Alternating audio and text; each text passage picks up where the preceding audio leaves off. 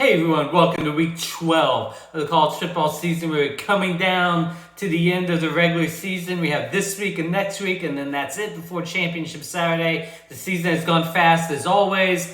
I have gone and posted about my trip to Wake Forest a couple weeks ago. That is now on my website, cfbroadtrip.com. Go and check that out. We have a lot of pretty decent games this week, so let's just go ahead and jump into this week's picks.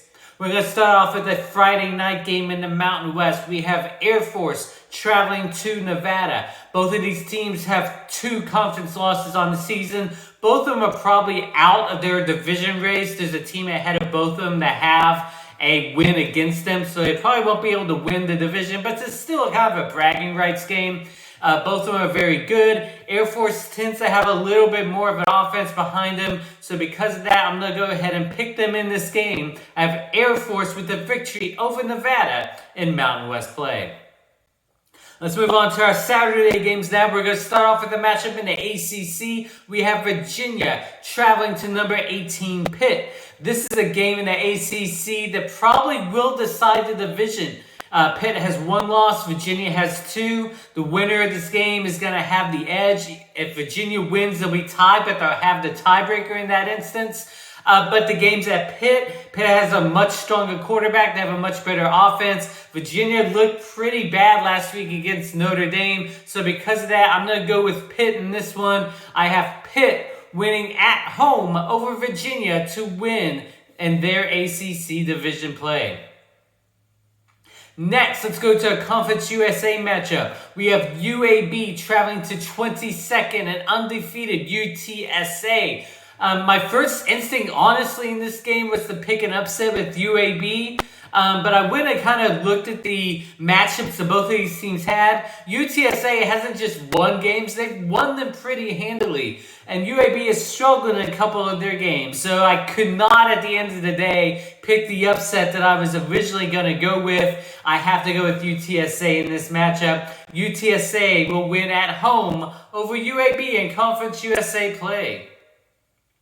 Next, we're going to go to a Big 12 matchup. We have Iowa State traveling to number 13 Oklahoma. Oklahoma is coming off their loss to Baylor last week, where they had basically no offense throughout their game. Their offense has just struggled all season long. They had 1 decent game against Texas Tech where the offense played the entire game, but other than that, they have struggled end to end.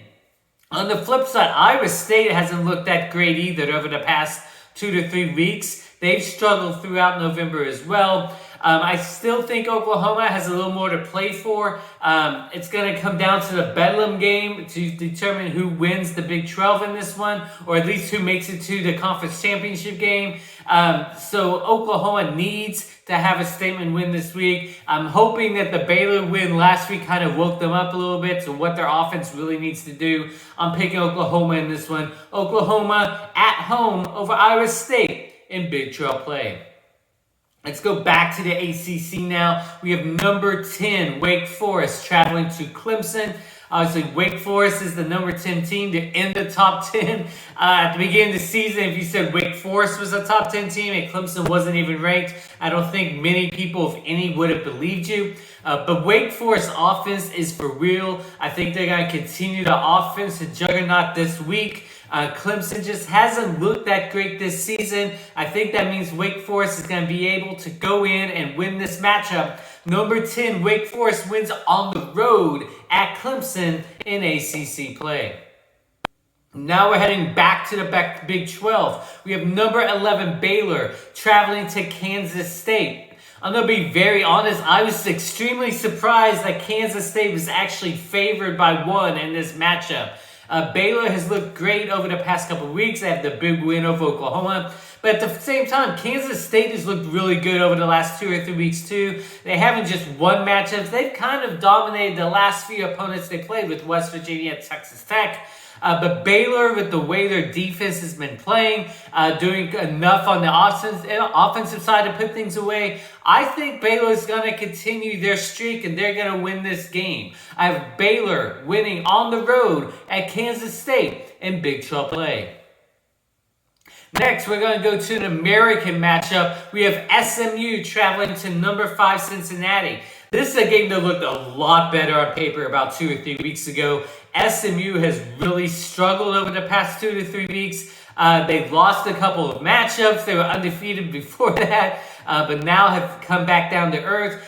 Cincinnati, they just can't seem to put people away for the most part. They had the really close win against Tulsa a couple weeks ago.